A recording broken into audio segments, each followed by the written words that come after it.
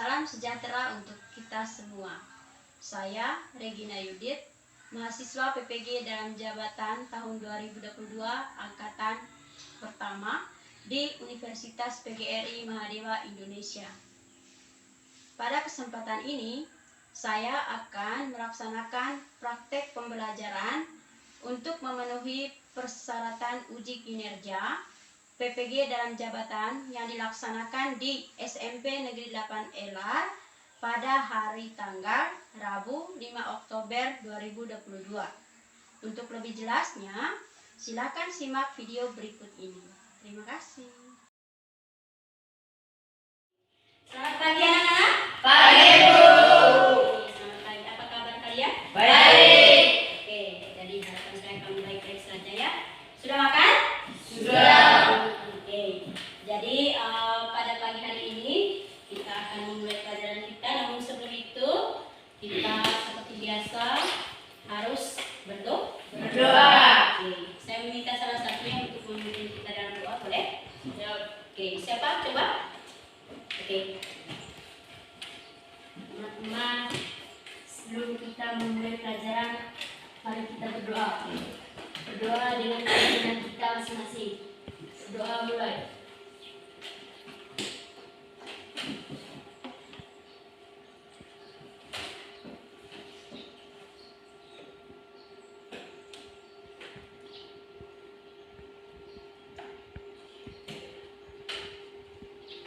Berdoa selesai. Oke, sebelum kita memulai, izinkanlah saya untuk mengabsensi kalian dulu ya. Ya, Bu. Cek kehadiran kalian dulu. Yang pertama, Al-Fudra. Izin. Oke. Dini Nur Islami. Hadir. Oke. Eka Priliani Putri Sahib. Hadir, Bu. Oke. Elfawati. Hadir, Bu. Etik Hidayatika. Alfa. Fatul Maulud. Hadir, Bu. Mauludin. Hadir, Bu. Hardianti. Hadir, Bu. Nasya. Hadir, Bu. Jainur. Hadir, Bu. Nur Aida. Alfa, Bu. Siti Inayah. Saki Sabit. Siti Fatimah. Hadir, Bu. Oke. Wasilatul Ulmu. Hadir, Bu. Hadir, Bu. Oke, jadi rekap nilainya itu 2 orang alfa, 1 orang sakit ya. Ya, Bu. Oke. Tolong himbau kepada teman-teman yang jarang datang sekolah itu ya, supaya hadir sekolah, karena ilmu itu berarti untuk kalian ya. Ya, Bu. Apalagi usia kalian sekarang itu harus butuh ini. Apalagi itu mereka ini menuntut siswanya harus bekerja mandiri. Guru itu sebagai fasilitator saja, materi itu dicari oleh siswa sendiri. Tolong kasih tahu, ingatkan teman-teman Anda di rumah. Jadi untuk pembelajaran hari ini nanti mudah-mudahan bermanfaat untuk Anda ya. Jadi pembelajaran hari ini itu berkaitan dengan cerpen, cerita pendek. Jadi cerita pendek ini kan cerita yang kamu alami setiap hari dalam kehidupan kamu. Mudah-mudahan nanti akan memotivasi kamu supaya kamu bisa menulis sebuah cerita melalui pengalaman hidup kamu sendiri. Oke. Jadi sebelum saya memaparkan materinya ini, saya akan menyampaikan apa yang harus kita pelajari pada pagi hari ini supaya terarah ya. Itu di situ sudah terpaparkan bahwa ada kompetensi dasar. Lalu di dalam kompetensi dasar itu nanti ada indikator. Indikator itu adalah pencapaian yang akan didapat oleh siswa sendiri, IPK, biasa disingkat dengan IPK. Coba perhatikan yang pertama itu terkait dengan analisis struktur dan kebahasaan teks cerpen. Jadi hal yang harus kamu temui nanti itu yang kamu bawa pulang. Yang pertama itu menentukan unsur kebahasaan dalam teks cerpen. Yang kedua menelaah struktur dalam kebahasaan teks cerpen. Lalu dari teks yang ada nanti kamu bisa menentukan 2 hal yang ada di silindia tersebut. Lalu Setelah kamu mengetahui KD dan juga indikator, kamu harus tahu tujuannya. Tujuan nanti untuk apa? Oke, perhatikan di depan ya. Tujuan yang harus kamu capai nanti itu ada 3. Yang pertama, kamu harus bisa menentukan struktur teks cerpen. Yang kedua, kamu harus bisa menelaah kebahasaan dalam teks cerpen. Sedangkan yang ketiga, kamu harus bisa menyusun teks cerpen. Jadi 3 tujuan itu yang harus kita dapat pada pembelajaran kali ini. Bisa dipahami? Bisa. Oke, bagus. Lalu setelah kamu mengetahui tujuan itu, saya akan menyampaikan garis besar materi yang akan kita dapat pada pagi hari ini.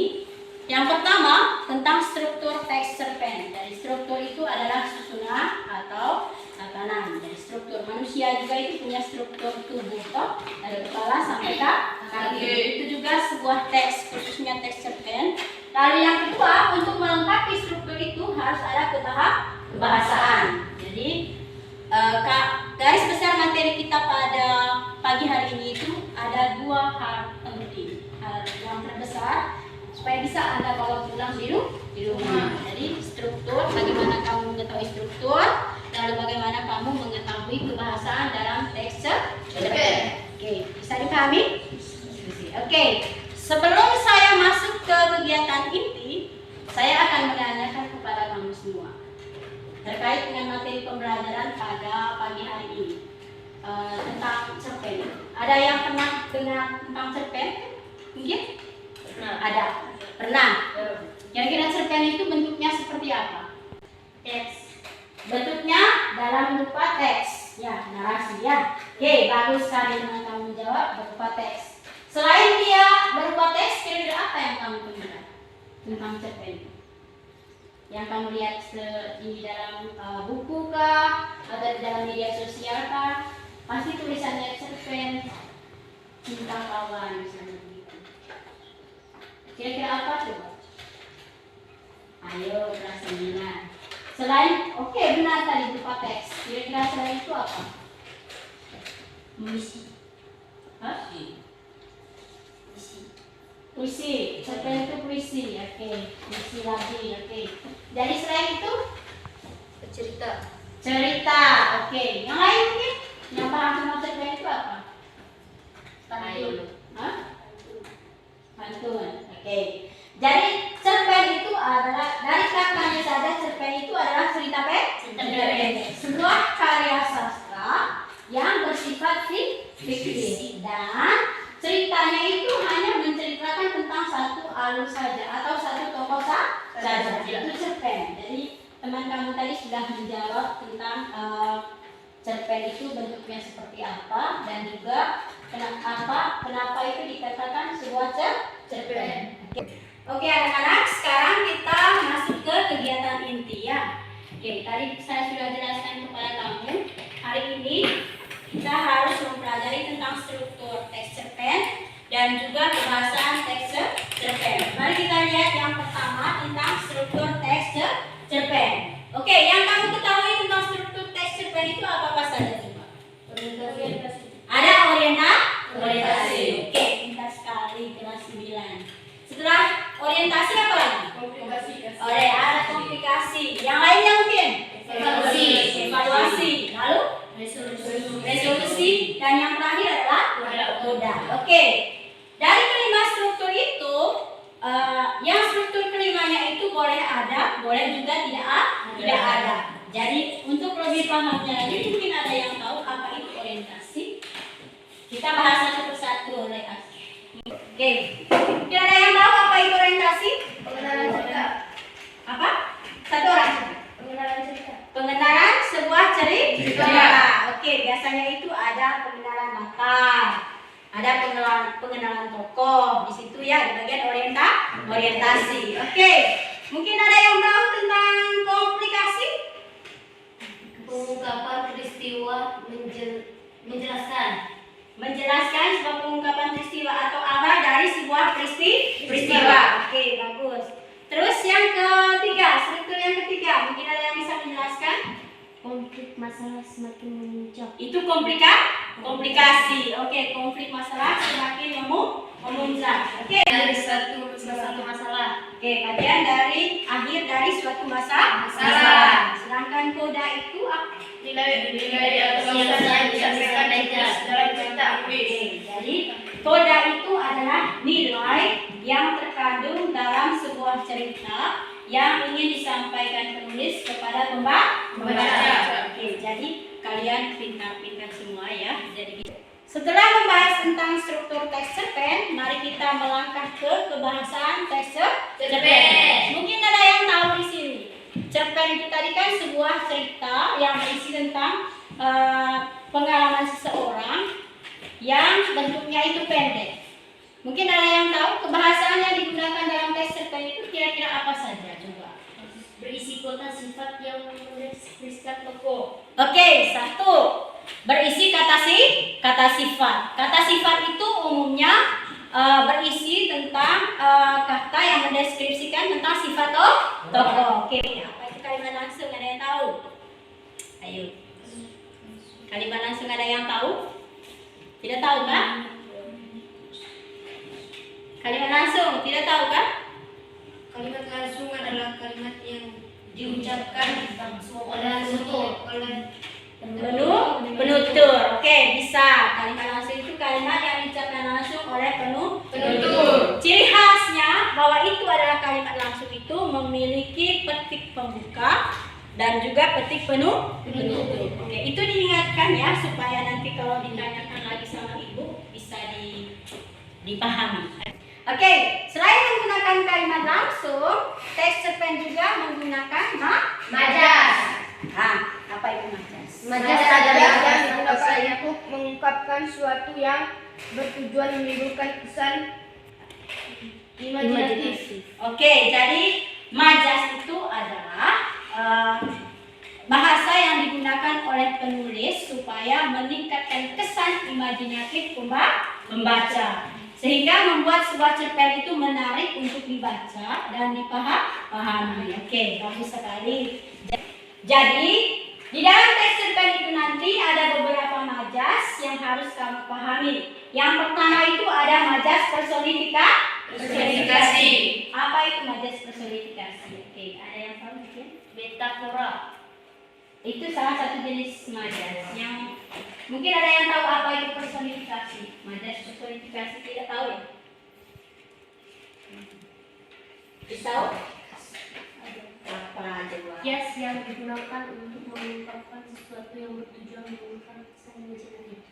Jadi bahasa kias yang digunakan dalam sebuah teks cerpen yang menimbulkan kesan imajinatif seperti itu. Oke. Personifikasi itu adalah majas yang mengumpamakan benda mati itu seolah-olah bersifat seperti manusia. Itu personifikasi.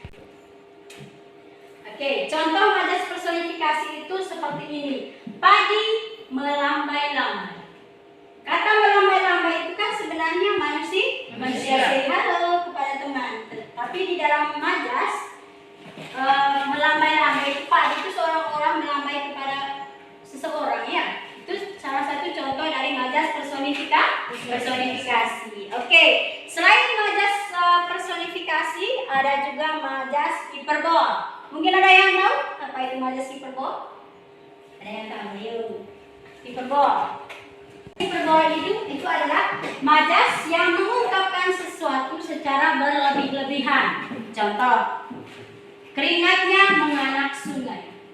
Itu salah satu yang berlebih-lebihan. Jadi tidak mungkin keringat manusia itu bisa seperti sungai, toh? Tidak mungkin. Itu hanya melebih-lebihkan sesuatu keadaan, toh? Bisa dipahami? Bisa.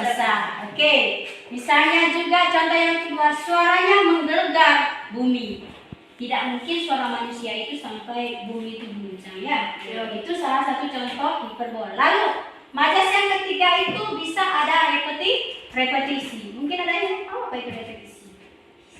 Repetisi, tidak tahu ya. Oke, repetisi itu majas pengulangan, baik di awal kata, di tengah maupun di akhir. Jadi ketiga majas itu nanti yang digunakan yang sering kamu temukan dalam sebuah teks cerpen. Masih banyak majas yang lain, cuman saya fokus ke majas yang sering muncul di dalam sebuah teks cerpen. Bisa dipahami? Bisa. Oke. Jadi itu beberapa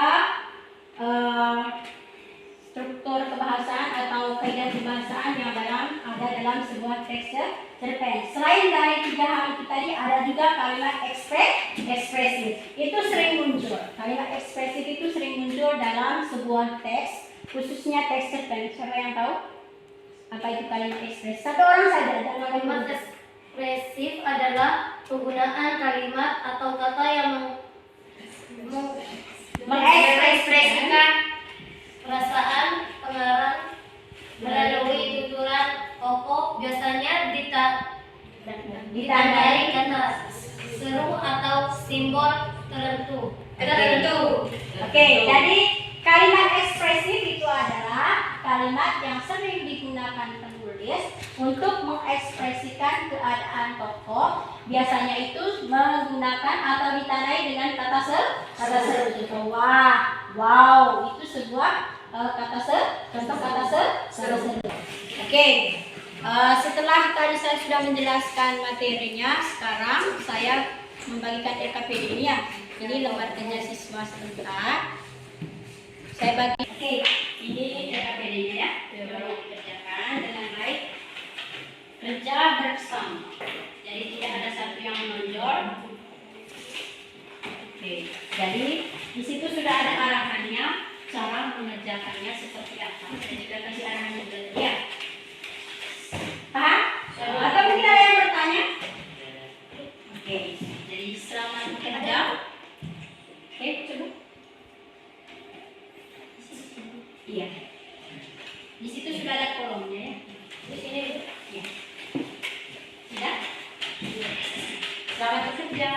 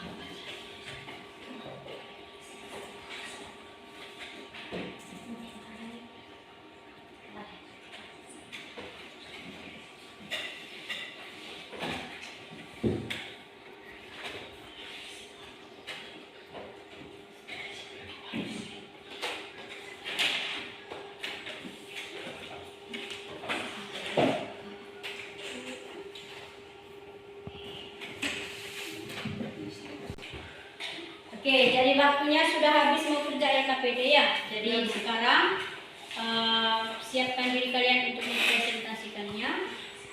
Sudah selesai toh? Sudah. Oke. Jadi sekarang mau presentasi.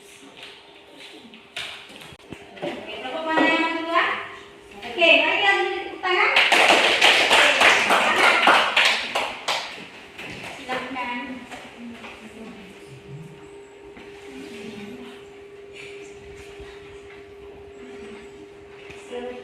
Siang, Assalamualaikum warahmatullahi wabarakatuh. Waalaikumsalam warahmatullahi wabarakatuh. Kami dari kelompok 1 ingin mempresentasikan hasil kerja kelompok kami.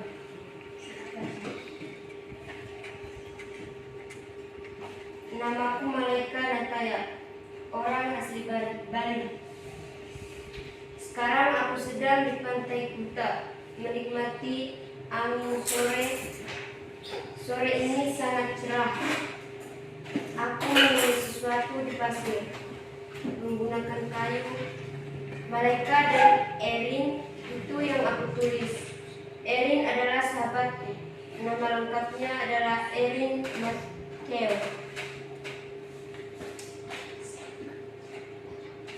Sekarang dia sudah menemui sang kuasa. Hai, kenapa kau menangis?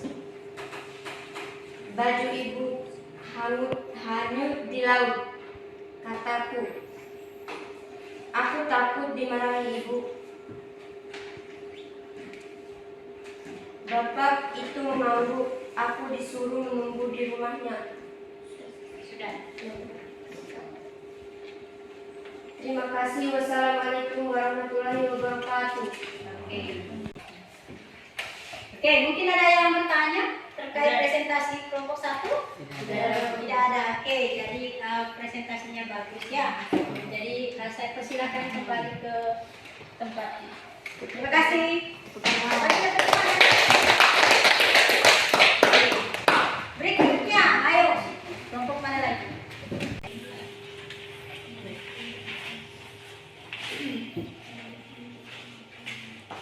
Assalamualaikum warahmatullahi wabarakatuh. Waalaikumsalam warahmatullahi wabarakatuh.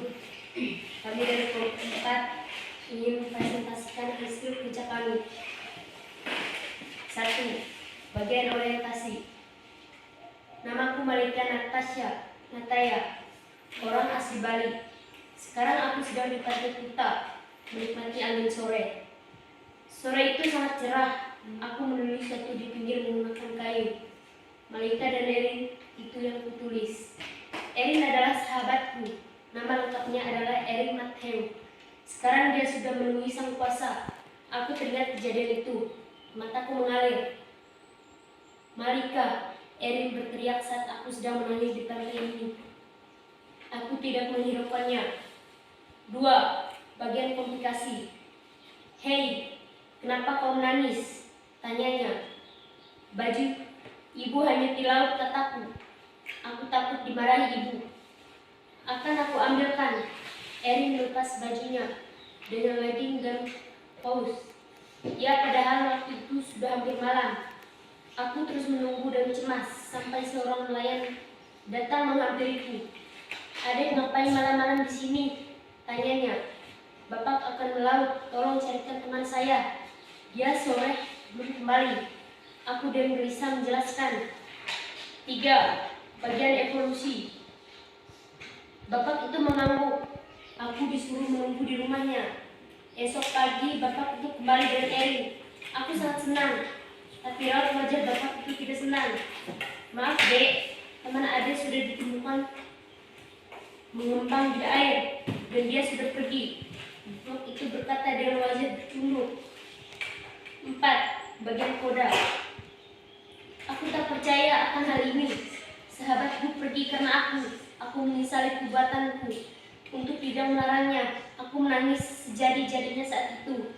Kini pantai ini adalah saksi bisu persahabatan kami dan untuk pengorbanan Erin. Semoga kau tenang di alam sana, Erin. Selamat jalan, Erin. Terima kasih. Assalamualaikum warahmatullahi wabarakatuh. Oke, mungkin ada yang menanggapi? Tidak ada yang menanggapi? Tidak ada. Oke, terima kasih. Mari kita bertepuk tangan. Oke, sekarang last chapter ini kelompok terakhir. Silakan.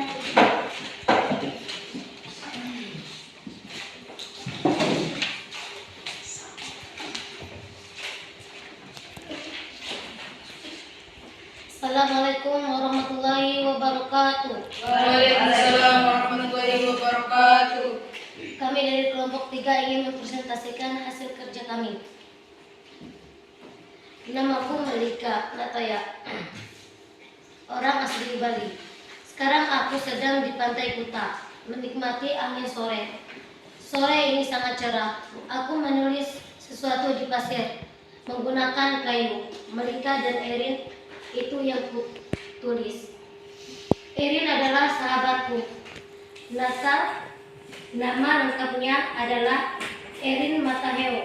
Sekarang dia sudah menemui Sang Kuasa.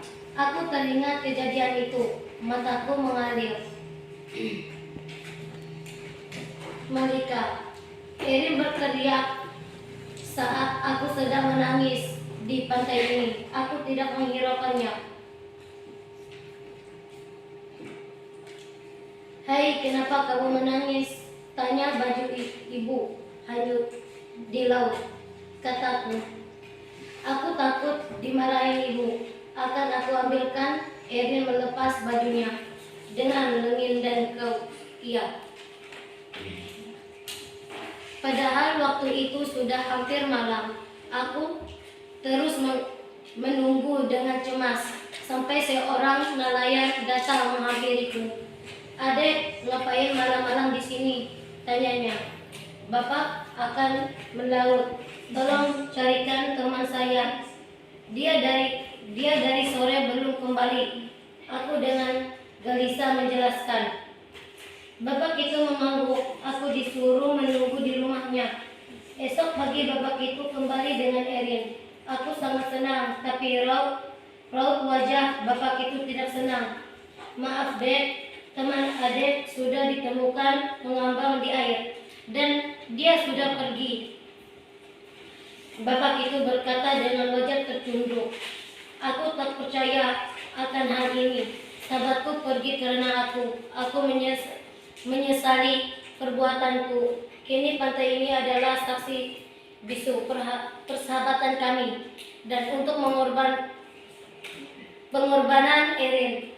Semoga kau tenang di sana, Erin. Selamat jalan, Erin.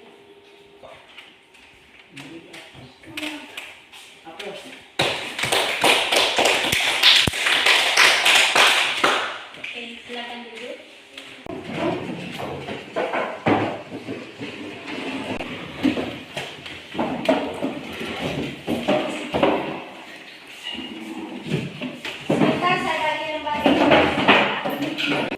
Oke, jadi kita masuk ke kegiatan terakhir penutup, yaitu menyimpulkan materi pembelajaran yang sudah kita bahas tadi. Oke, saya akan mengingatkan kalian kembali bahwa hari ini tadi kita sudah membahas tentang struktur dan kebahasaan dalam teks cerpen.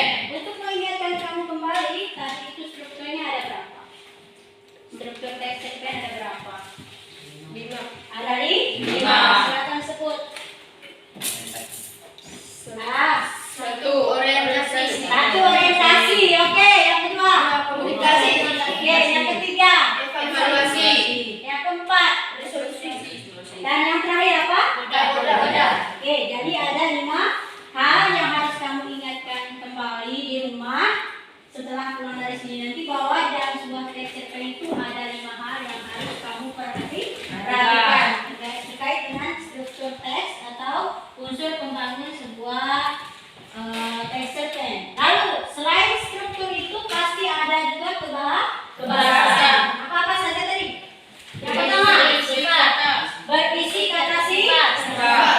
Oke, yang berikut menggunakan kalimat langsung. Yang ketiga menggunakan kata baku. Yang keempat menggunakan apa? Gaya bahasa atau biasa disebut dengan majaz. Oke, jadi jangan lupa hal itu sering ditemukan di dalam sebuah teks cerpen. Ingatkan kembali, majaz tadi ada personifikasi, ada hiperbol, ada repetisi. Ada banyak juga majaz yang lain yang Anda temukan nanti di dalam sebuah teks cerpen. Jadi bisa dipahami itu? Bisa. Mungkin ada pertanyaan? Tidak ada. Oke, jadi terima kasih. Jadi untuk mengukur kemampuan kamu apakah kamu sudah memahami benar apa yang sudah disampaikan tadi, saya akan memberikan soal evaluasi. Jadi kamu akan menjawab option A, B, C, dan D. Oke, saya akan bagikan soalnya ya, dan siapkan kertas.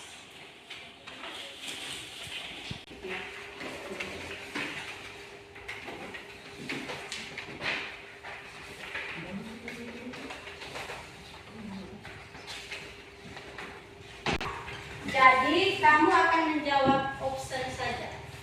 5 nomor saja.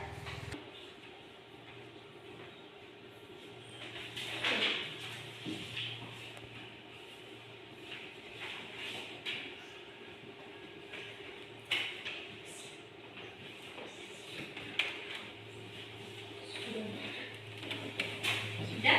Ada yang sudah? Ada Bu? Oke, silahkan kumpul di depan ini.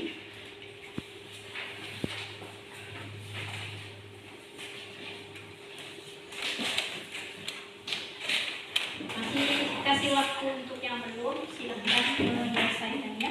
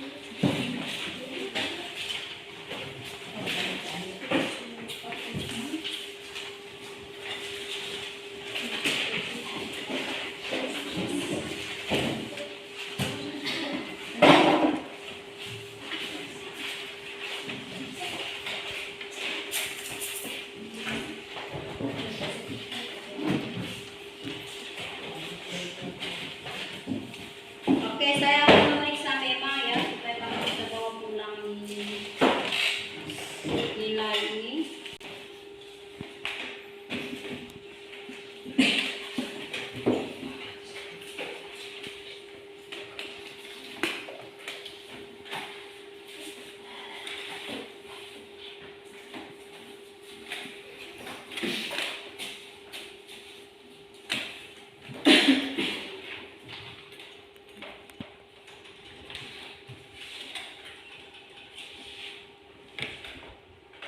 Oke, setelah saya cek hasil evaluasinya tadi, nilai kalian bagus-bagus semua ya. Jadi tingkatkan, belajar lagi di rumah. Oke, jadi sekarang kamu masuk ke kegiatan refleksi tentang pembelajaran hari ini. Jadi tolong ditulis kira-kira apa hal yang kamu kuasai dalam pembelajaran hari ini, apa yang masih belum, lalu apa yang masih membingungkan, dan jelaskan jawaban kamu kenapa itu terjadi. Bisa? Bisa ya? Tuh. Jadi ada 3 pertanyaan yang harus kamu kuasai. Pertanyaan refleksi ya? Bisa. Oke, selamat bekerja.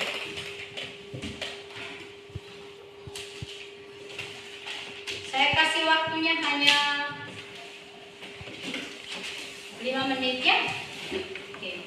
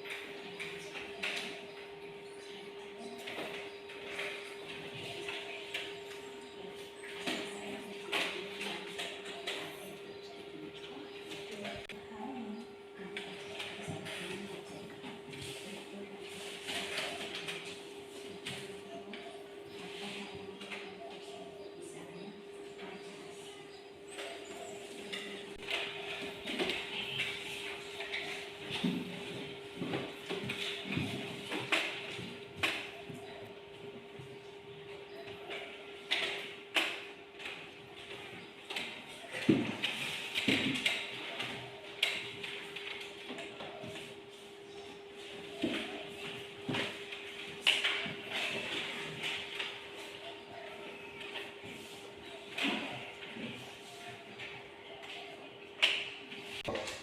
anak-anak yang sudah selesai silakan kumpul.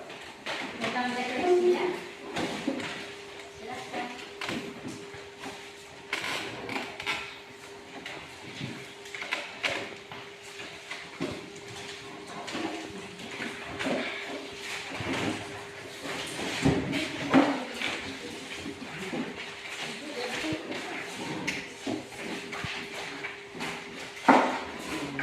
Kalian dan rekam ini sudah dikumpulkan ya.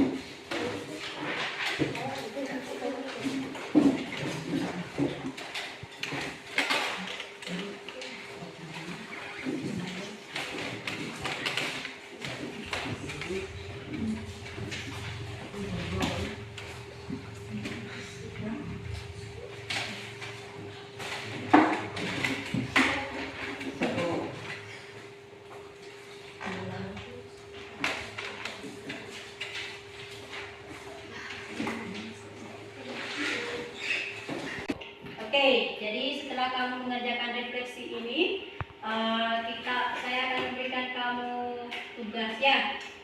Tugasnya itu nanti sederhana saja. Jadi tidak lari jauh dari teks cerpen.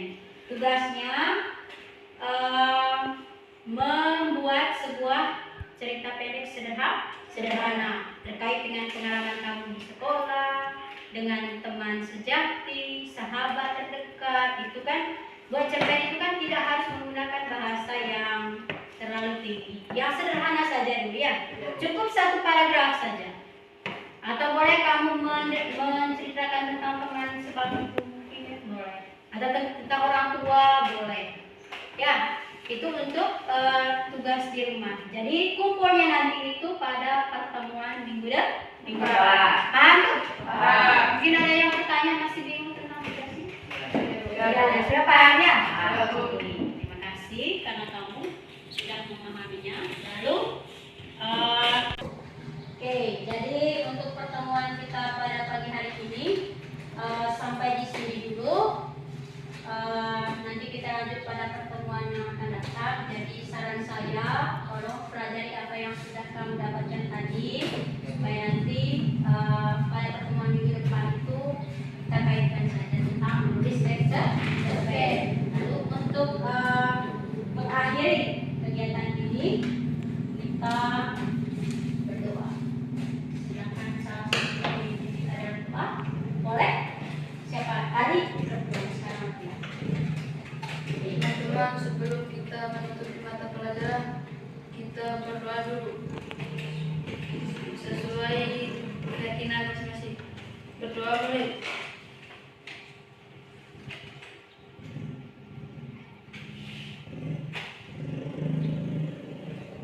Berdoa selesai. Dan terima kasih